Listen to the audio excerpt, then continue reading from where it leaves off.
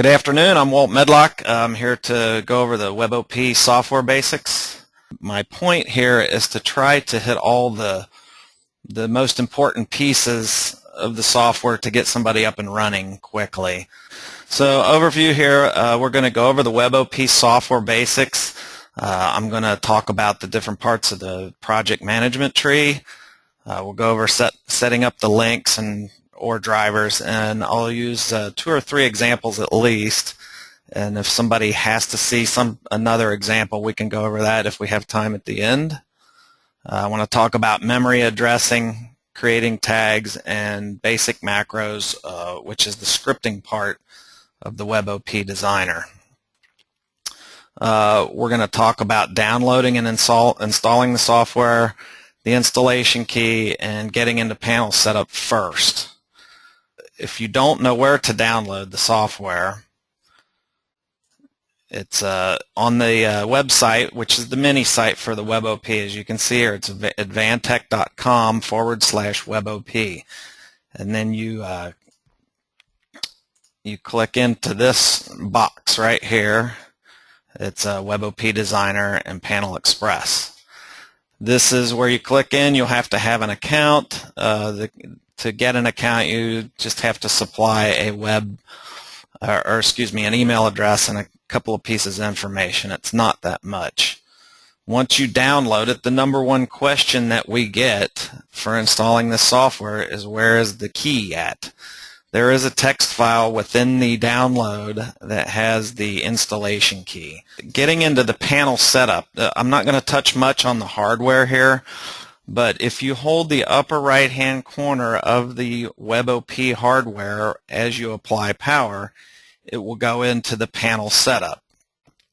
You need to know this in order to be able to set the IP of this. Now, for demonstration purposes, I have set up a VNC viewer. I'm going to connect to one of the WebOPs that's sitting on my desk right now.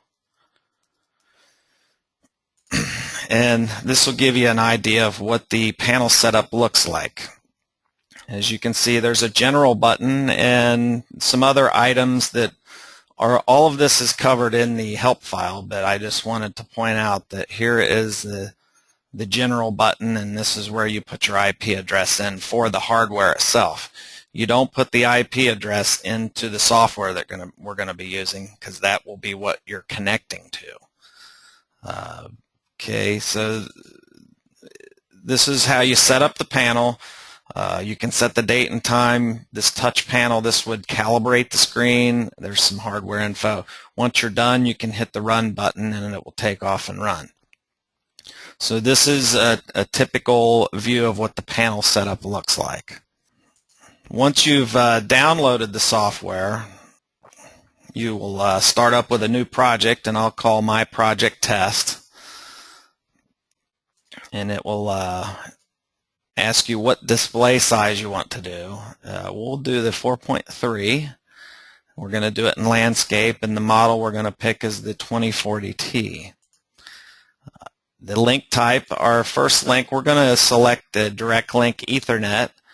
I'm going to change it to Modicon, and we'll connect to Modbus device slave. So this is Modbus TCP. If you see the type 2 here, that would be the 6-digit addressing instead of the normal 5-digit addressing. Sublinks, if you check this box, this means that you're going to connect to multiple IP addresses, and we'll demonstrate that a little bit later. But for now, we'll just put one address, 10.0.0.1. And now we have a basic project created.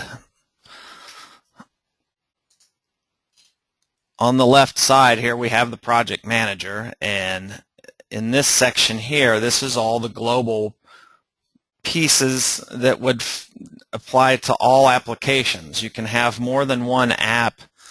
So app AP1, we can rename that and call it 2040.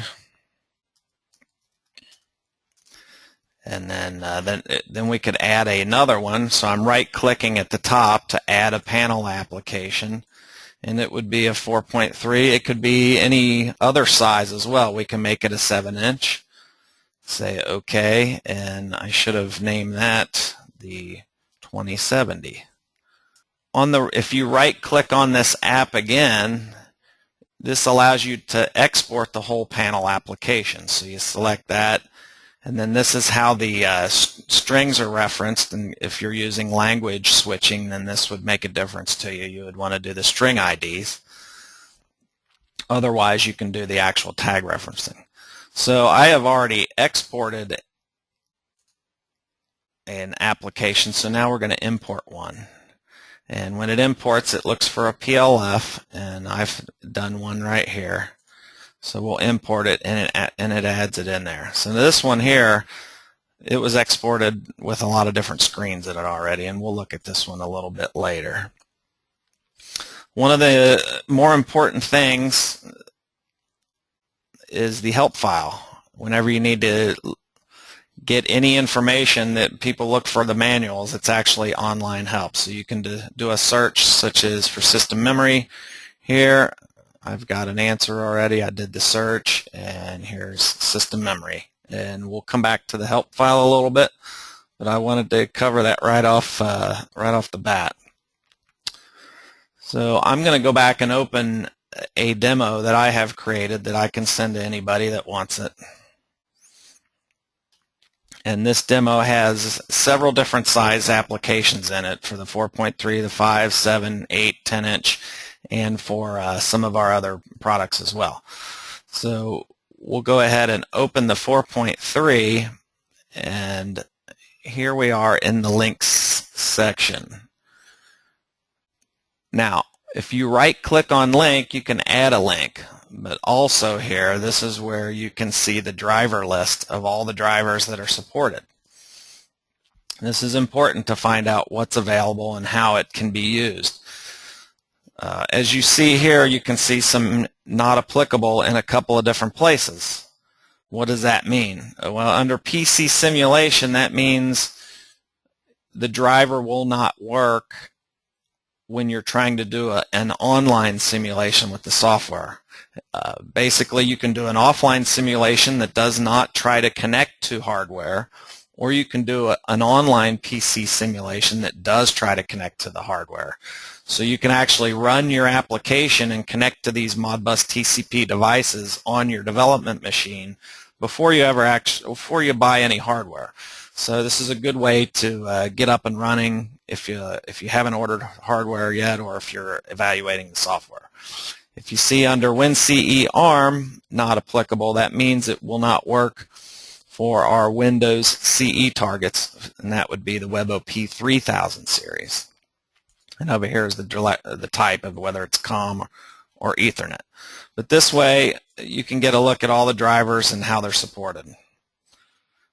You can even export this if you need to keep it for some other reason. So back to the links, these are the drivers. So if I want to add one, I right-click and say Add Link. It'll automatically do it to the next link. Well, I'm going to change this to Modbus TCP. That's what I'll call it. And I'll change it to Direct Link Ethernet. We're going to go to Modicon, and we'll do the Modbus device slave. So this here is what we are connecting to. Now, as I said before, you can do sublinks. If you check that, you get an extra tab at the top. Without sublinks checked, there's one IP address.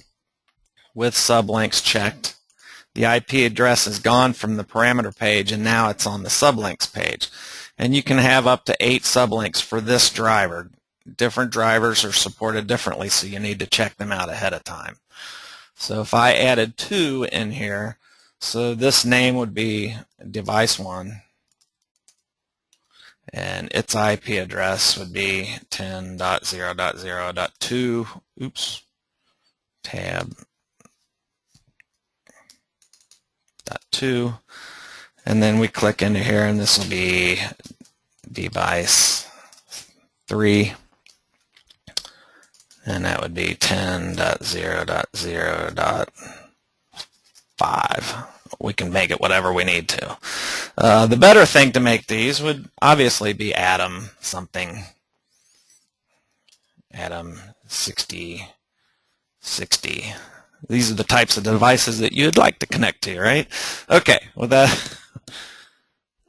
So there we have our Modbus TCP driver. And we go back to link 1. When you first create a application, you can do this null PC. This is a stub driver that doesn't connect to anything. For demonstration purposes, we're going to make this an Allen Bradley.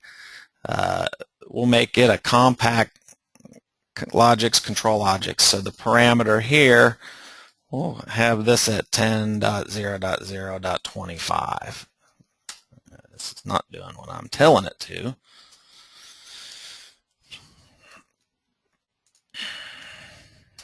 And as you can see here, they have a different default port, and here's where you would set the CPU slot number if it's control Logix as opposed to a compact Logix.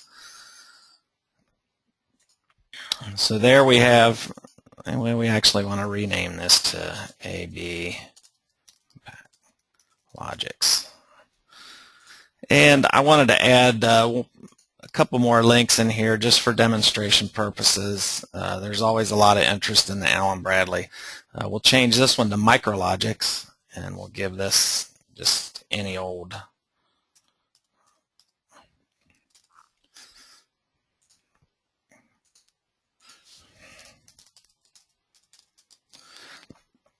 and you'll see why I'm doing these different ones in a second here. And we'll add one more link.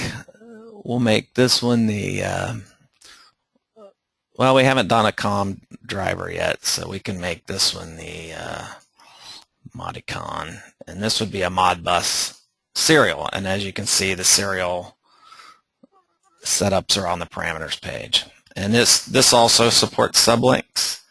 And it will support up to 255 sublinks on the serial device. But we'll leave it at 1 for now.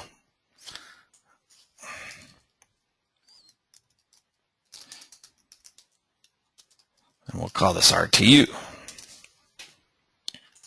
So there we have 4 different links set up.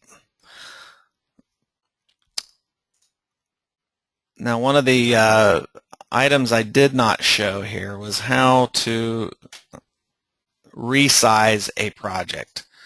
So if this is a 4.3 and I want to copy it and re-import it as a 7-inch, we can do that. So I'll export this panel application, and we'll do the reference strings, and this will be the 4.3 export. And now we're going to import it back in, the 4.3 export again. And you see it puts it at the bottom as a copy. If you look at the screens, they're pretty small. Now we want to make this the 7-inch. So I click in, I did this quite quickly. I did in the setup, in the general setup, and you can change the model to a 7-inch. When I say OK, it gives you a warning. They're going to resize, and it makes everything bigger. So back to our 4.3-inch. Here we're going to close this guy. And we're going to continue down the project manager. So we did the links. So we have 4 different links set up. Now I want to look at the internal memory page here, or dialog box. Here we have the number of words for regular user memory at 5,000. Okay, now these words are 16-bit words. And it shows you that the bit or the bit address range would be $U 0.0 to $U 4999.f. Okay, $sign means it's an address, and U stands for the user memory. This was a little confusing the first time I looked at it. So as you can see, this is how you would address bit addresses. And then word addresses start as numbers. So $U0 would be the first word address, and $U1 would be the second word address. You can map variables into the same address space, so you could map a word at $U0, and then you could map the bits of that word as $U0.0 through 0.f, and I'll display that or demo that in a second. Here we have the non-volatile user memory area, and it asks you to allocate. So I'll allocate 10 words, and then you can see that the addressing of these 10 words. Now this is $N0 through $N9. N stands for non-volatile. As you can see down here, there's a system memory. The bit address range is $S, and the S is for system. There's a few other memory addressing types that we're not going to go over today, but they are in the help file if you want to look at these, at the rest of them. They're for current recipe and recipe and those kinds of things. So the reason that you want to allocate non-volatile user memory, now these are same as retained variables, so when you shut down and you start back up, the value that was in there last will still be there. But the reason that you allocate them is because whatever you don't allocate for user variables, it automatically gets used for recipes and data collection and those kinds of things. So this is why you have the ability to allocate the memory for the use that you want to do. Now that we've looked at the memory and what types, now we're going to go into tags. And this is really the meat of what you're going to do in setting up the screen. So I'm going to double left click, and you can see that I got 5 different sections here, the 4 drivers that I set up, and the internal memory. So you can have tags for each section. In this setup here, you can see that I've already got variables in here for the internal memory. And I started at $U0.0, 0.1 for Apple, and these are some things that I'm using in the scripting. And there's really no set way to address. I've started some of this simulation up at $U500, while some of the other stuff started at $U0. And what I was going to tell you before was here I have a 16-bit unsigned integer at $U606. If I wanted to look at bit 0 of that in a different tag, I can say tank ms bit 2, and then I would change the variable type of that to a bit. And then the address would be $U606.2. So that's an example of how you can double map variables into the same spot. Now, this is your internal variable, and if you click on this tab up here, it shows the different data types that are available for the internal memory. Let's move on to the Allen Bradley compact logic. There's something in here that was left over. So for the Allen Bradley, we would add a tag. This is a tag-based driver, so there's no addressing. It's just it will read tags from the compact logic as a name. It's the same name that would be in there. So it would be my tag 3, we'll say, and these are the basic data types that come out of your Allen Bradley. So we would make this one an integer per se, and that's all there is to it. This is the tag name and the data type. Now there's a lot more to this than just adding a tag name and a data type. You can also put your own data types in here, and that becomes important a lot for the compact logics, control logics. But first off, if you right-click on this AB compact logics, you can import tags right here. And this is the one driver where this really comes in handy. So if I click import tags, here is a CSV file that I have exported from the RS Logix 5000, and it's ready to go, and I'll say import, and it's going to override everything that I have in here. This is why I'm getting this warning, and I'll say yes. Here it's showing what the delimiters are, and it's showing what the full file looks like. I'm going to go continue, and it says, okay, valid tags are 9, invalid tags are 14. The invalid tags, we'll click to look at those. These are the data types that that the WebOP Designer does not recognize, so it's not going to import those.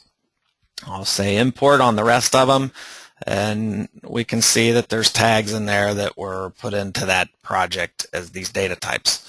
For user-defined data types to be imported in this method, they first have to be created as a new data type. So to do that, on the bottom of timer here, I can right-click and select add, and this is my data type. And then you start putting in the values.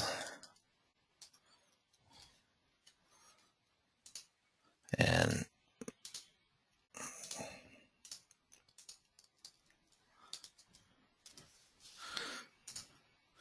when I say OK, now you can see I have a new data type that's been entered in there. And now it will recognize my data type as a data type when you go to do the import. Now let's move on to the Modbus TCP driver, creating tags for that one as well. So this would be tag, we'll call this bool tag 1. And the data type would be of bit, and we'll leave the dimension at 0 so it won't be an array. Now for the Modbus TCP, now we have to give it an address. So when I click on that, you can see that there's a sublink as well because we created 2 different drivers. So we're going to do the Atom 6060, and what did we put in this box here? I'm not sure. And for every driver, if you click this question mark, it's going to show you the valid address ranges. So from 1 to 99, those are the 0x for Modbus TCP, and these are the 1x's. So this tells me that I can put a 17 in here because I know that on the 6060 they start at 17. So as you can see, it is now created for driver 1, or excuse me, this would be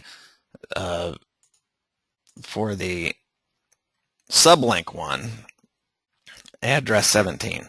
So there's the bool tag. If I wanted to put a word tag, and this would be a 16-bit unsigned integer, same thing applies again. I'm selecting the sublink, and this would be this device. If you press the question mark now you see these are the valid address ranges for this driver. So we'll put this at 40001. All right, so with that said, now we'll go to the MicroLogix driver, and this is the same thing again. My digital tag, data type, it's going to be a bit, address type. Now there's no sublinks because we only did 1 node on this one, but still I'm not quite sure what to put in this box here. So if you press the question mark, you can see there's lots of different possibilities for a bit device. So we'll put a, if you scroll down, there's quite a bit available in this driver, and it also shows you the block address type. So in this one we're going to, it could be an O:(S&B) or a BFB. So we're going to do B this one right here, BFB, which would be a B3 with the bit. So there's no colon or anything you see in there. So we'll select the B3.9. Does that work? No, that does not. So we go back, B3, and it's a slash, not a dot. So as you can see, it shows you exactly what it should look like. And then my analog tag, once again for the MicroLogics. As you can see, the nomenclature is a little bit different. So this is where you would find the N7, N7:N. So this would be N7:24. So it's very important that everyone understand this question mark here gives you a lot of help on any of the drivers. And as you can see, here's the size too. Some of these, this obviously is a float because it's 32 bits, so you have to pay attention to the size as well. Some of the drivers won't work right if you don't put the right size variable in there. Why create tags? Let's say we have this screen here and we put a number box. Numeric, we want a numeric display. And we want to display some analog value. So the monitor address, when we click tags, we want it to come from the, we'll say the MicroLogics. And you can see that it shows you the tag is already available and it gives you address. No, we don't want it, let's say we want it from the Compact Logics. So now you can see all the tags that are available there.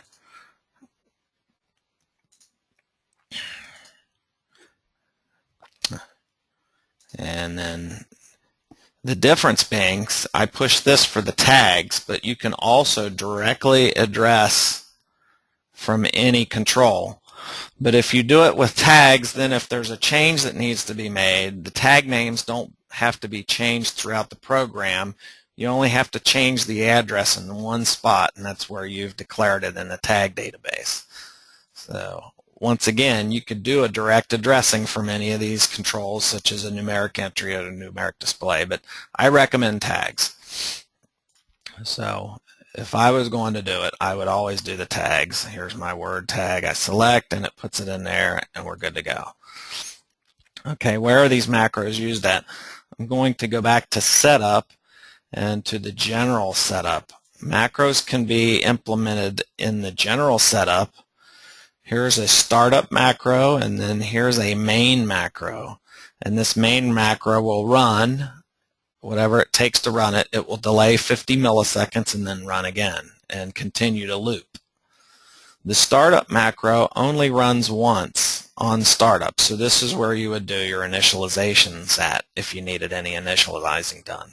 As you click on these, it adds another tab at the top, and that's where the macro comes in. So we don't need that one. You can also have macros on each page, or each screen, excuse me. So if I right-click on this screen to look at the properties, there's an open macro, a close macro, and a while open macro, and you can set the delay time. As with this one, when you check the checkbox, you can see that the tab shows up. So if I wanted to create a macro that's just going to do a count every what did we say here, 500 milliseconds. So I'll say new for the macro, and I'm going to call this macro count. And we'll say OK. So now it's created a blank slate here for the macro. And this is how they all look. Over here on the right, you have the command. So if I wanted to just do 2 plus 2, I would do an equal sign right here. You can do ifs. You can do program controls, utilities. Now what you're not seeing here is I'll do an equal. Once I do the equal, it asks you to put the parameters in, so you can select directly from the tag list. So here's my word tag is going to equal 25, and if I wanted to do plus something else, so I'm going to go over into the worksheet itself and do the plus, and now it's added another parameter, and we'll pick this from the Compact Logics, and we'll say port A. How about that? So now it's adding some different tags together. And as you select these commands, you'll look down here and it gives you help right inside here that shows you how it's used. So if we erase this and we wanted to do something a little bit more difficult, like the utilities here, we got string concatenate, or this is a string copy. It gives you an idea of what it takes to do a string copy and the example in there. You can actually even copy these examples out. So I highlighted it, I right click, I copy, I come over here and I paste. So you can put the examples right into your macro to test them out. So this is a basic of how to get going with the macro. As I did, I checked the box, it brought up the tab, I created a new macro, it put it in the list, and then here we have all the different things. You can sit there and type your stuff in. You can put comments in here. And if we go back, in my demo project that I'll make available to everybody, there's quite a bit of macro going on, mostly for doing the simulation. And you can see in here, there's a number of different things. And I'll show you how these simulators work. So there's some if statements. I'm adding or subtracting based on a value.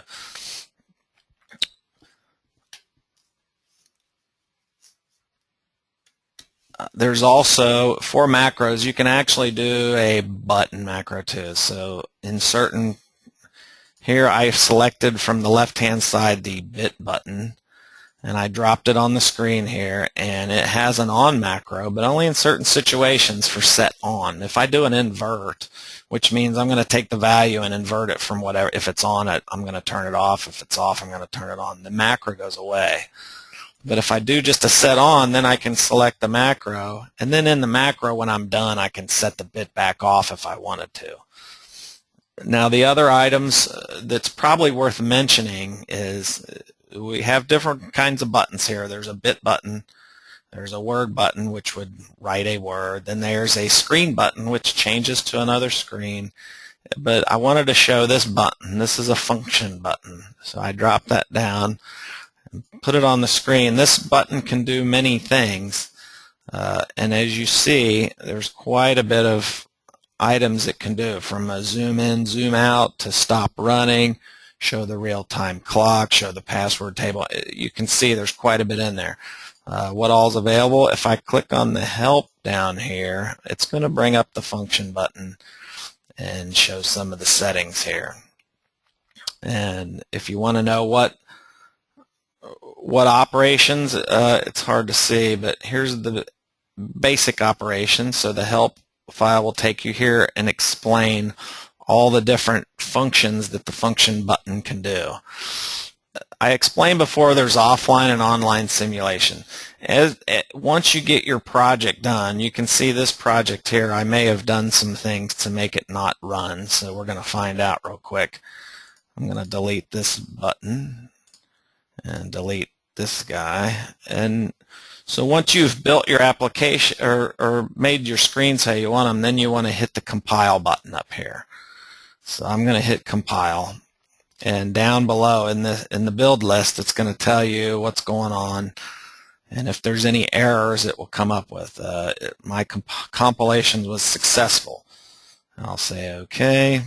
I'm going to pull it up a little bit. You can see it gives you a couple of things here. But once I build that, I can now hit the run offline simulation. So here we go. This is my demo. and I put a few different things in. There's a couple of photos in there. That's just for sales, so you can see what the pictures look like on this little screen. But as you can see, there's a machine in there, and this is an injection molding machine running back and forth, and this is running off of the simulation macro that I wrote in there.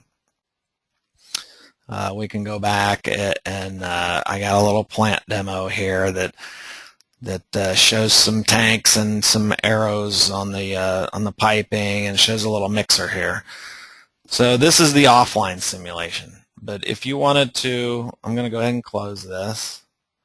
If you wanted to run the online simulation, that would be under Tools, and then you select Run Online Simulation. And if there's a communication error, it's going to pop up and show you. If you go and set the IP address up, as I showed earlier, and you're on the same network, then you can click here and you can download to the, and this is actually finding the one on my desk. That's the IP address of that unit. It goes and finds it automatically. But if you want to download via USB, as you can see, USB is grayed out right now because I don't have a unit plugged into my laptop with a USB cable. But what it doesn't say is installing the USB driver is not straightforward. When you plug the unit in to your laptop, it'll find it, but it won't install the driver. If you do Help and then Search and just type USB, list the topics, you can see the first one that shows up is installing a USB driver. And if you click on that, it will walk you through putting a USB driver, and it uses the standard USB printer cable for this driver. And it'll walk you through setting that driver up. My email address is waldm@advantech.com. If you have any other questions, I'm here to answer them for you. Thank you.